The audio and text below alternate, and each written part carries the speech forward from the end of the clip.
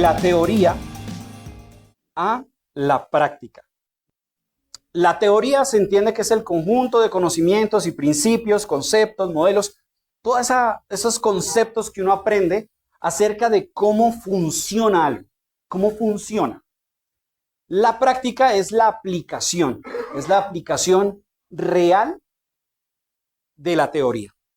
Es la aplicación, es la ejecución de ese conocimiento y la aplicación alimenta la teoría, porque cuando tú practicas, empiezas a volver a la teoría, la empiezas a entender mejor y se vuelve una comunicación entre la teoría y la práctica constante. Es decir, teoría y práctica tienen que estar juntas, deben estar juntas. Y esto sucede con la fe. Nuestra fe, iglesia, tiene teoría y tiene práctica. Y cuando juntamos las dos, podemos experimentar realmente la bendición de Dios en nuestra vida. Hay personas que no le ven beneficio en su fe en sus vidas a la fe. No le ven propósito. Llegan a puntos de su vida donde dicen, pero ¿cómo aplico esto de la fe en esta situación que estoy pasando? Entonces pareciera que la fe es inútil. Pareciera que la fe no tiene sentido. Pareciera que la fe solamente está limitada a ese punto donde solamente es teoría y nada de práctica. Dicho esto, tenemos esta situación en este momento. Tenemos la situación de que hay personas que tienen demasiada teoría. No sé si ustedes los han visto. Son personas repletas de teoría. Saben de Biblia, saben de un montón de cosas. Son personas que uno no les puede decir hola porque empieza a hablar de versículos, pero poca práctica. Hay personas que tienen mucha práctica, son preciosos, pero poca teoría. Y cuando hay poca teoría en la fe, es donde empiezan a salir unas vainas todas locas que dicen que son de la fe. Entonces empiezan a crear cosas muy religiosas, cosas muy extrañas, y se inventan esas vainas y dicen que son de Dios, es porque tienen demasiada práctica, pero no teoría. Y hay personas que ni teoría ni práctica. Hay personas que lo único que tienen es una fe de labios. Dicen que creen, dicen que aman a Dios, pero hasta ahí. Hace rato no saben qué es coger una Biblia, hace rato no saben qué es orar, pero son creyentes.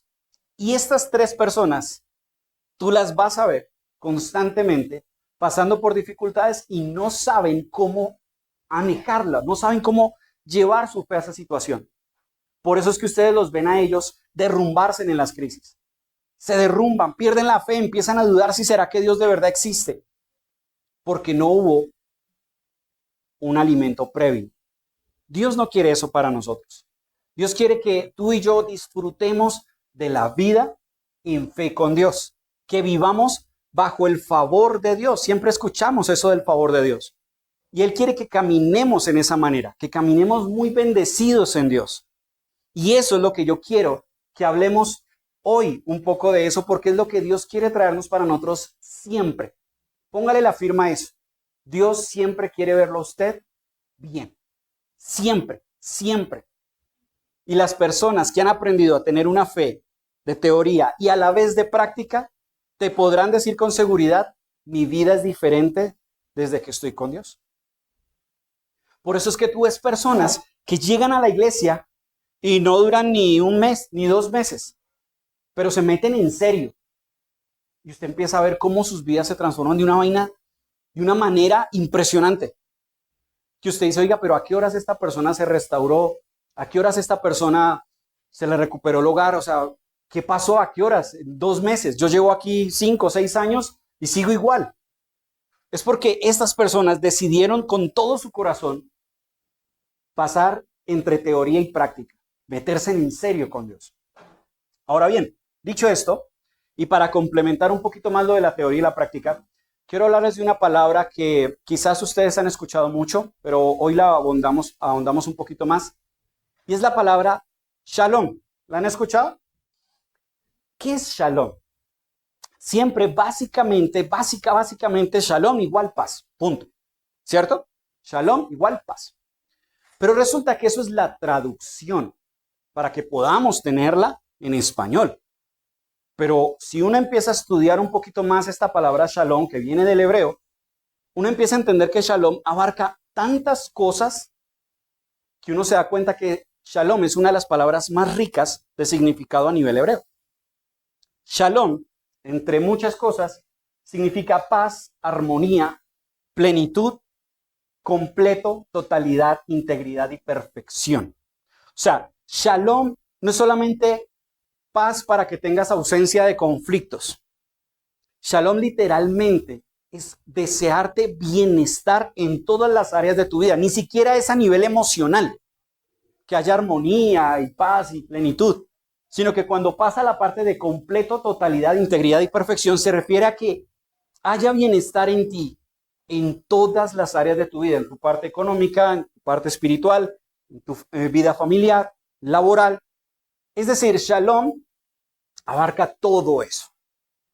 Por eso cuando vemos a los judíos usar shalom cuando saludan y cuando se despiden, es porque están deseando eso.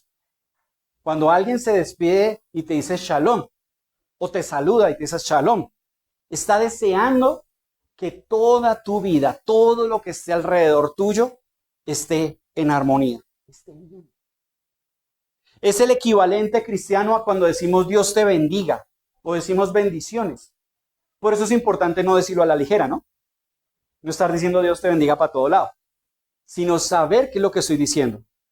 Cuando yo digo bienvenido, Dios te bendiga, estoy diciendo que Dios te bendiga en todas las áreas de tu vida. Que todo lo que a ti te rodee, el Señor tenga su mano ahí. La primera persona interesada, creadora del shalom y que quiere darlo para nosotros es Dios mismo. Dios quiere que tú y yo vivamos en el shalom de Dios. En el shalom de Dios. Y sí se puede. Hay personas que dicen, hombre, no se puede tener todo en la vida. A veces estamos bien acá y estamos mal acá y pues la vida es así. Y pareciera que en la práctica es real. Pero cuando tú permites que en tu vida esté el shalom de Dios, tú podrás ver adversidades, podrás ver situaciones, pero vas a decir, realmente todo está bien. Sí, hay cosas, hay situaciones, pero la verdad yo sé que Dios no ha perdido el control. Yo sé que todo está en las manos de Dios y al final todo me va a funcionar para bien. Y así sucede. Porque vivo y camino en el shalom de Dios, incluso en los momentos más difíciles de mi vida. Ahora bien, hay dos versículos, pues bueno, los estudiosos dicen que shalom se usa casi más de 300 veces en la Biblia y en el Nuevo Testamento como unas 90, pues con su equivalente griego que es irene, que significa paz. Pero al final de cuentas está un montón de veces la palabra shalom en la Biblia y esto es importante porque si está tantas veces en la Biblia es porque realmente Dios quiere que lo vivamos. Por lo mismo te voy a mostrar dos versículos, uno del Antiguo Testamento, uno del Nuevo Testamento, en ambos se usa la palabra shalom y quiero que empecemos a ver ahí algo curioso en estos dos versículos. El primero está en Isaías, capítulo 9, verso 6, dice así, porque nos ha nacido un niño, se nos ha concedido un hijo, la soberanía reposará sobre sus hombros y se le darán estos nombres, Consejero admirable, Dios fuerte, Padre eterno, y aquí está el shalom. ¿Y qué? Príncipe de paz. ¿De quién está hablando ahí? Muy bien, entonces miremos el versículo del Nuevo Testamento. Juan 14, 27. La paz les dejo, mi paz les doy. Yo no se la doy a ustedes como la da el mundo. No se angustien ni se acobarden. En el Antiguo Testamento nos anuncian que alguien será el portador del shalom de Dios. Y en el Nuevo Testamento, el portador del shalom de Dios te desea shalom. Dice, te dejo mi shalom. Quiero que vivas en paz. Quiero que estés en la paz. Y no la paz que da el mundo, sino la paz que yo les puedo dar. Esto es crucial, porque quizás alguien dirá, bueno, André, me alegra que Dios me quiera bien. Qué bonito que Dios me quiera así. Pero tú acabaste de decir que el mensaje se llama de la teoría a la práctica. ¿Cómo paso esa hermosa teoría a la práctica? ¿Cómo empiezo a vivir en ese shalom de Dios? ¿Y eso qué viene a significar para mí? Y quiero decirte que si tienes dudas de ese tipo, estás muy bien, estás perfecto, porque por ahí es donde vamos a empezar a avanzar un poco más. No es tiempo y ya basta de cristianos derrotados, de hijos de Dios caminando en el pesar de Dios, en el a ver si Dios tiene misericordia de mí y me saca adelante. Basta ya de estar mirando las situaciones como si fuéramos completamente vulnerables ante la vida, como si se nos olvidara que hay un Dios que está con nosotros. Hace 8 días hablábamos sobre ese pasaje hermoso de Isaías que dice, no temas porque yo estoy contigo. No desmayes porque yo soy tu Dios, quien te sostiene, ¿cierto? Te da fuerzas. Y eso nos enseñaba que como cristianos debemos vivir creyendo y confiando en Dios. Pero esa es la parte teórica. Hay que llevarla también a la práctica. Y eso, iglesia, va a ser la diferencia de sus vidas. Va a ser la diferencia enorme de sus vidas, iglesia. Dios tiene un montón de cosas para darnos y no las recibimos porque no hemos entendido cómo es vivir en el shalom de Dios. Por eso tú ves personas con fe, pero muy cabizbajas, muy tristes todo el tiempo, esperando la desgracia o que ojalá Dios tenga misericordia y haga un milagro. Y Dios no se agrada en eso. Dios no se agrada en eso. De alguna manera que no logro entender, de alguna manera rara, extraña, se nos ha metido en el corazón que a Dios le gusta un hijo o una hija que ora a Él con una actitud de miseria. ¿Sí? Oh, Señor, yo sé que soy tan mugre, tan porquería, Señor, pero que tú has tenido tanta misericordia de mí. Gracias, al menos porque comí huevo. Como si eso a Dios le agradara. ¿Quieres saber qué le agrada a Dios? Le agrada a Dios una persona que cree en Él, que confía en Él. Eso agrada a Dios. Yo te quiero preguntar algo. Por ejemplo, ¿te gustaría causarle emociones fuertes a Dios? O sea, que Dios omnipotente, omnisciente, omnipresente, que conoce todo, pero tú hagas algo que particularmente haga que el corazón de Dios como que reaccionó de una manera diferente, como que fue impresionado. ¿Te gustaría saber qué es eso? ¿Te gustaría impresionar el corazón de Dios? ¿Te gustaría que Dios diga, uff, me impresionas? ¿Quieres eso? Amén. Listo. Entonces, para que lo hagas, debes prestar atención en la palabra de Dios cada vez que Dios y nuestro Señor Jesús tengan esa emoción. Cuando en la escritura diga algo como que a Dios le gustó, a Dios le encantó, preste atención, porque eso que ves ahí es lo que más le maravilla a Dios. Y si a Dios le maravilla, bueno, yo lo voy a hacer. Y en eso voy a agradar a Dios. Y se me viene a la mente solamente uno en este momento. Dice el Señor que llega a él un centurión. Ya ubicamos la historia, ¿cierto? Llega un centurión, le presenta una situación.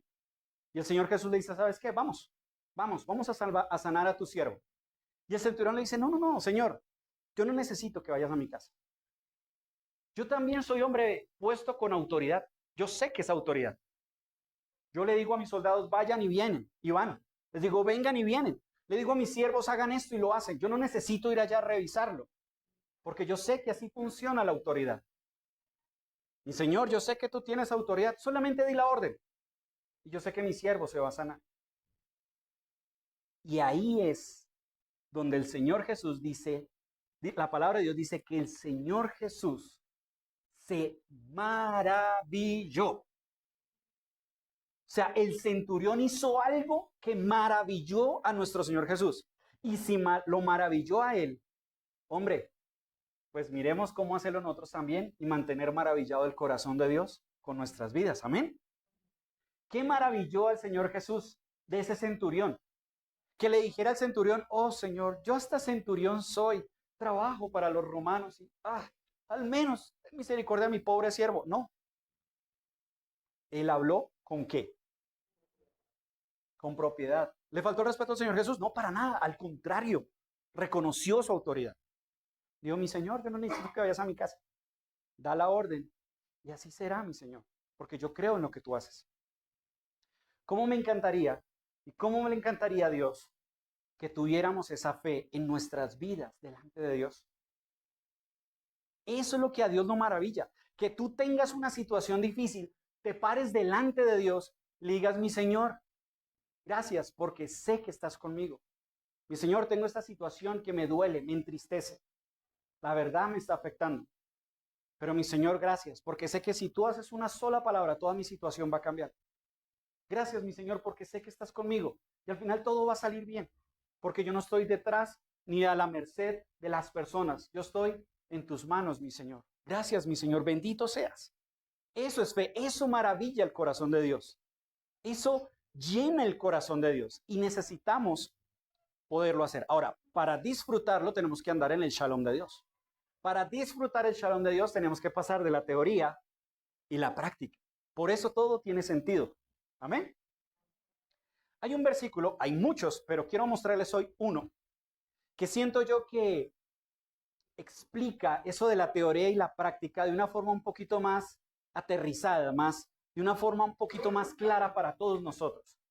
Y está en Proverbios capítulo 3, verso 5 y 6, pero se los voy a mostrar en esta versión que es Nueva Traducción Viviente. Me gusta como dice ahí. Dice así la palabra de nuestro buen Dios. Confía en el Señor con todo ¿qué? Tu corazón. No dependas de tu propio entendimiento. Busca su voluntad en todo lo que hagas y Él te mostrará cuál camino tomar. Todo este pasaje nos lleva al shalom de Dios. Y el shalom de Dios no es que todas las cosas siempre están bien, porque no, el sentido común nos deja ver que no siempre todas las cosas están bien. Shalom es mucho más que eso, mucho más. Pero aquí está la manera teórica, práctica, que podemos vivir en ese shalom de Dios. Para empezar, quiero que centremos nuestra atención en la palabra confía. Confía, si nos damos cuenta un poco, esta palabra está de una manera imperativa. O sea, no está diciendo si quieres, no está diciendo ojalá, sino lo dice el Señor como confía, hay que hacerlo. Es algo que se debe hacer. Confía en el Señor. Y confiar es depender, descansar. Esta parte es importante, descansar, depender. Hay personas que dicen, yo confío en Dios, pero por dentro siguen muy preocupados. Es decir, no han aprendido a confiar en Dios. Lo han dicho de labios. Yo confío en Dios, pero sigo preocupado, entonces realmente no estoy confiando. Dice confía, y ese confía se enlaza con la palabra corazón. Corazón dentro de la cultura judía no significa solo el órgano que tiene uno en el cuerpo, significa el intelecto, la voluntad, las emociones. Entonces, cuando dice el Señor, confía en el Señor con todo tu corazón, lo que estás diciendo es, pon todo lo que está en ti en las manos de Dios. Pon todo en sus manos, todo, todo, todo. Pon tu mente en Él, pon tus emociones en Él, pon tu voluntad en Él. ¿Sabes por qué? Porque no lo hacemos. Porque decimos, Señor, yo confío en ti, pero sigo preocupado. Sigo pensando que las cosas me van a salir mal. Sigo que todo se va a arruinar. Le digo, Señor, yo confío en ti, descanso en ti. Pero después de que le digo eso al Señor, sigo estresado, sigo amargado, sigo triste. Le digo, Señor, yo confío en ti. Yo sé que tú me vas a ayudar, pero al final terminamos tomando decisiones que Dios no nos ha dicho que tomemos. Confiar en Dios es algo absoluto, completo. Y lo que te estoy diciendo hoy te reta a que vayamos por encima de lo común. Lo común que es confiar en las circunstancias. Si te van a dar un aumento, pues estás contento porque te va a llegar más plata. O sea, no necesitas usar el cerebro para estar tranquilo. Si las cosas se arreglan, no necesitas sentirte alegre, ya se arreglaron. Eso lo hace cualquiera. Los hijos de Dios vamos por encima. Dice la palabra de Dios, no andamos por vista, andamos por fe. Y en lo que andamos por fe le decimos, Señor, yo confío con todo mi corazón de que tú lo sabes hacer, de que tú lo puedes hacer. Y eso, cuando tú lo aplicas de la manera correcta, cuando usas todo tu corazón, eso tiene por obligación que darte paz. Porque como lo decíamos hace 8 días, estás mirando al Dios que está contigo, al que todo lo puede, al que todo lo hace. Si yo en un momento te dijera, no sé, pídeme algo, lo que tú quieras, y yo te lo compro. Tú como que me miras de arriba abajo, supones más o menos cuánta plata puede tener Andrei. Y bueno, Andreicito, pues, no sé, regáleme una maleta. Y bueno, tómela. Pero imaginemos la misma situación. Pero ya no es Andrei quien te está diciendo, pídeme lo que quieras, lo compro. Te lo está diciendo Donald Trump. Por alguna razón loca, el man habla español. Y te dice, pídeme lo que quieras, yo te lo doy. ¿Tú le vas a pedir una maleta? O bañada en oro. Obvio no, porque estás viendo a ese tipo y sabes quién es ese man. Todo lo que tiene este hombre. ¿Y sabes que una maleta? No, pues qué boleta. Más bien le pido, no sé, que me pague todas mis deudas y me dé 3 casas, no sé. Y aún así pidiéndole eso, llegó, uy, y aún así yo sé que le estoy pidiendo poquito. ¿O me equivoco? ¿Mm? Pues Donald Trump, déjeme en los comentarios. Es lo mismo, iglesia, es lo mismo. Cuando tú pasas tu situación y dice la palabra de Dios, no temas porque yo estoy contigo. O sea, Dios está contigo. Dios te dice, cuéntame, yo estoy a tu lado. Y qué triste es que Dios me diga, Dios, Andrei, yo estoy a tu lado. ¿Qué necesitas? No sé, Señor, porque es tan difícil esa situación. No sé, Señor, desde que esté vivo. A veces somos así. A veces somos así con Dios. Por eso aquí esta parte dice, confía en el Señor con todo tu corazón. Y dice, y no dependas de tu propio entendimiento. Mira, cuando dice no dependas de tu propio entendimiento, no está diciendo que creer en Dios es apagar el cerebro. No, nada que ver con eso. Al contrario, creer en Dios implica mucha inteligencia. Y no lo digo yo, lo han dicho muchas personas, científicos, filósofos, gente muy tesa, han dicho creer en Dios implica más inteligencia que no creer en Él. Entonces, no, Dios no está diciendo, no dependas de tu entendimiento como, oye, apaga el cerebro, me encargo yo. No, está diciendo una realidad. Nuestra mentalidad, nuestra inteligencia es limitada. Es limitada frente a este mundo. Si tú crees que eres una persona muy estratégica, hay muchas personas en el mundo mucho más estratégicas que tú. Si tú crees que eres un as en los negocios, hay gente mejor que tú. Si tú crees que se las sabes todas, te vas a estrellar. ¿Qué quiere decir? ¿Que somos brutos? No. Quiere decir que la realidad es que no lo sabemos todo. Y como no lo sabemos todo, realmente es tonto poner nuestra confianza y nuestra dependencia en nosotros mismos. Un ejemplo claro, hay un hombre que le está yendo muy bien, le está yendo tan bien que ya ni siquiera las bodegas donde guarda sus insumos le alcanza. Ya no le alcanza a meter todo lo que le ha ido bien y le sigue yendo bien. Y este hombre dice, pues tengo para hacer de todo. Pues yo le voy a decir a mi alma, descansa, disfruta, gózate el resto de tu vida, porque tienes muchos bienes para disfrutar. Y dice la palabra de Dios que ese día llega y le habla a Dios y le dice, tonto, esta noche vienen por tu alma. Y todo eso que tienes, ¿dónde va a parar? Una persona que depende demasiado de sí misma, yo lo veo así, es un castillo de naipes. Y usted puede tener un castillo de naipes, pero siguen siendo de naipes. Un soplo, un ajuste, un cambio que no esperabas, se cayó todo. Y es la realidad, muchachos, es la vida, así es las cosas. ¿Cuántas personas estaban rebosantes de dinero y de negocios? Y la pandemia los dejó en la quiebra. ¿Quién se iba a imaginar una pandemia? ¿A quién se le pasó por la cabeza así? Bueno, yo voy a meter como unos ahorros, uno nunca sabe una pandemia en todo el mundo. Por eso Dios dice, no dependas de tu entendimiento. No creas que la paz de tu vida es lo muy astuto que puedas llegar a ser, porque no la sabemos todas. Dios dice, más bien es, confía en el Señor con todo tu corazón Con eso, si las cosas no salen como tú esperas, sabes que no salen como tú esperas a tu vista, pero todo lo demás está bajo el propósito de Dios. Y eso que tú estás viendo que es un revés para ti, tú dices, bueno, pero yo sé que Dios tiene algo para enseñarme ahí. Yo sé que Dios me va a levantar de esa situación. Yo sé que ahí va a salir algo espectacular. Y Dios lo hace. Y Dios lo hace por encima de lo que sea. Miren, contra todo pronóstico. Dios lo hace. Y yo sé que Dios quiere que tú seas otro milagro, otro testimonio. Bonito, escuchaste este mío, pero Dios quiere que tú tengas tus propios testimonios de milagros. Confía en el Señor con todo tu corazón y no dependas de tu propio entendimiento. Ahora bien, esto es teoría. Esta parte es la teórica. Tenemos que pasar a la práctica.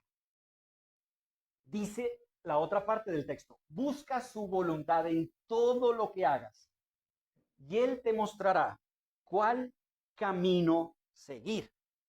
Si tú miras un Reina Valera, dice, reconócelo en todos tus caminos y Él enderezará tus veredas. Reconócelo tiene la idea de eso que está ahí, buscar su voluntad todo el tiempo. Aquí el reconócelo es diferente al confía. El confía es que tú miras lo que es Él, que Él está contigo y confías. El reconócelo, conócelo o busca significa una acción de la persona que cree. Es la práctica. Si yo me quedo en la teoría y siempre digo, no, Señor, yo confío en ti, yo confío en ti, yo descanso en ti, eso es teoría. Hay que pasarla a la práctica. Y la práctica dice, busca su voluntad en todo lo que hagas. Ahora bien, esto es importante porque Dios no quiere que supongas su voluntad. Cuando una persona no tiene esa relación con Dios, se la va a pasar suponiendo su voluntad. Entonces, buscar su voluntad es no suponer su voluntad. Y su voluntad no es el capricho de Dios. Hacer la voluntad de Dios no es vivir bajo el corazón caprichoso de Dios. No, eso no es voluntad. Voluntad de Dios es caminar en esos planes que Dios tiene para ti tan hermosamente trazados que si tú y yo pudiéramos ver el panorama completo de nuestras vidas, también escogeríamos lo que Dios tiene planeado para nosotros. Caminar en su voluntad es caminar en ese propósito que Dios tiene para ti, en medio de esos planes que tienes. Y para buscarlo hay muchas maneras, porque aquí es lo lindo, Dios no esconde su voluntad. Dios no esconde aquí su voluntad para que trabajes muy duro para entenderla. Dios no esconde la voluntad en 3 o 4 predicadores para que tú creas que la voluntad de Dios es exclusiva de ciertos predicadores. Entonces tienes que venir a mí y yo te diré cuál es la voluntad de Dios para tu vida. No, hombre, y te vas a dar cuenta que la voluntad de Dios siempre está visible, está ahí para que la disfrutes y la sepas todo el tiempo. La primera es la más hermosa. Bueno, todas son hermosas.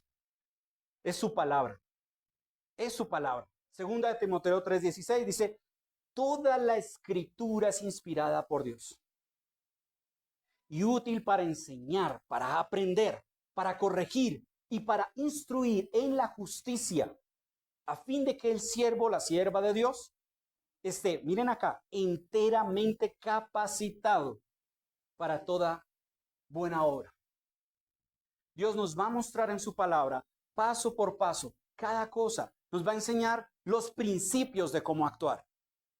El asunto aquí es que no leemos la Biblia a veces. Es difícil entender su voluntad si no nos acercamos a la palabra. Dice la Escritura, es que ahí está todo lo que pueden aprender de mí. Otra parte de Oseas dice, les escribí las grandezas de mi ley, pero fueron tenidas como cosa extraña. ¿Quieres conocer la voluntad de Dios? Lee la palabra. Si sacamos un tiempo de nuestra vida, de nuestro día, para leer la palabra, 5 minutos, a veces hasta menos, léete un capítulo o lee de título a título. Al principio no vas a entender nada, pero síguelo haciendo cada día. Un día no entiendes, al otro día tampoco, al otro día sí que menos, pero al cuarto día empiezas a entender esto que estás leyendo, que empieza a tener sentido con lo que leíste el primer día. Al quinto día empieza a pasarte algo que tiene que ver con algo que estabas leyendo y empiezas a ver cómo la Biblia tiene relación con tu vida tremendamente. Y dejas de leer la Biblia por rutina y la empiezas a leer por gusto. Desarrollas ese hábito. Entonces está la escritura. Lo segundo, por supuesto, la oración. Miren, esto lo dijo una persona y me parece muy cierto. Dice, solo las personas que no oran dicen que la oración no sirve de nada.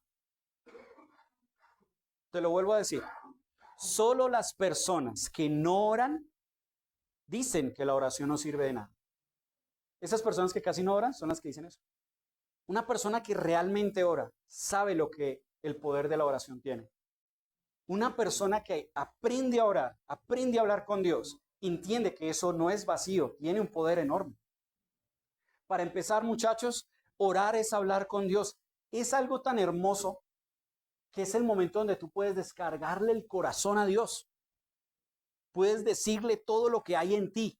En lugar de estar distraído mirando otras cosas, perdiendo el tiempo mirando cosas que de verdad puedes mirar en otro momento.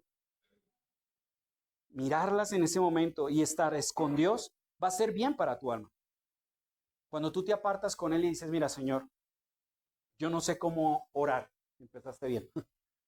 Yo no sé cómo se ora, pero te voy a contar qué tengo. Ahí empezaste a orar bien. Lo primero que Dios pide para saber orar es el que se acerque a mí, que crea que yo estoy ahí. Entonces, si tú empiezas a hablar así, ya hiciste el 90% de la oración. Y le dices, Señor, mira, yo sé que me oyes. Padre, mira, me siento así, me pasa esto. Y yo lo pongo en tus manos. Y sé que tú me vas a ayudar. Gracias, Padre. Amén. Y si tú lo haces así, de verdad vas a descansar. Pero en lo que oras, empiezas a conocer a Dios. ¿Sabes por qué? Porque Dios te va a responder la oración. En fin, empiezas a ver cómo tu oración empieza a tener efecto en tu vida. Oye, oré por esto y empezó a darse. Ve, empezamos a orar por esta situación y mi Señor la ha estado aparejando. Conozco personas que han orado y le han dicho, Señor, ayúdame, aparéjame tal cosa. Y al rato me dicen, André, adivine, pasó. Y cuando tú oras de esa manera, empiezas a tener una relación con Dios donde dices, genial. O sea, pude hablar con Dios y ya sé que Dios me escucha. Y Dios me va a hablar y también Dios me va a corregir. Entonces está la oración. Inviértele tiempo a la oración. Apártate para orar. Entonces, si eres una persona que lee la palabra de Dios y ora, vas por buen camino.